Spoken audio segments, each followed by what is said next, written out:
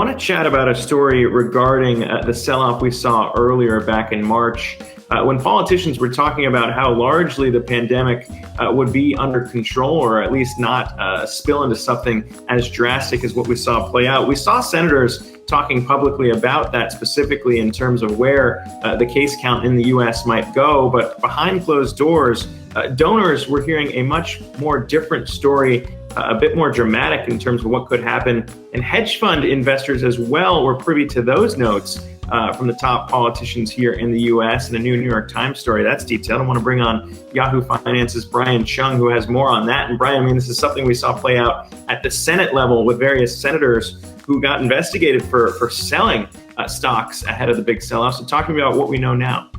Well, Zach, a very interesting report from the New York Times yesterday saying that President Trump's tone at the beginning of this COVID-19 crisis was very different than what hedge funds and other people inside the economic circles were hearing in closed-door briefings with the National Economic Council's Larry Kudlow. So we have to rewind to the end of February. The New York Times reporting that there were briefings on the 24th and the 25th of that month where members of the Hoover Institution, a think tank based out of Stanford University, were able to chat with members of the National Economic Council and President Trump's economic team. At the time, they were hearing a very different tone than what was being publicly said. Trump saying on Twitter at the time that the virus was very much under control. But those Hoover Institution members who were in that meeting got a much more cautious tone from Larry Kudlow, who expressed concern that maybe they didn't indeed have control of the virus. Now, this is important because people inside that briefing room ultimately ended up writing a memo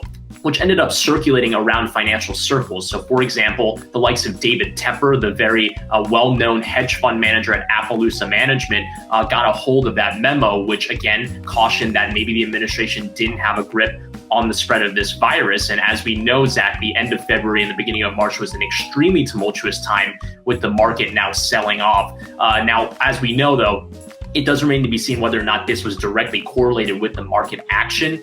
David Tepper was on record as early as the beginning of February saying that he had concerns about the impact of the COVID-19 pandemic on the U.S. economy. And then it was also the case very well that obviously it wasn't just David Tepper that's the market. There are many other market participants as well. So a little bit of speculation here, but it is indeed newsworthy that there were some closed door briefings where people inside these financial circles were getting different information than what the administration was publicly offering at the time.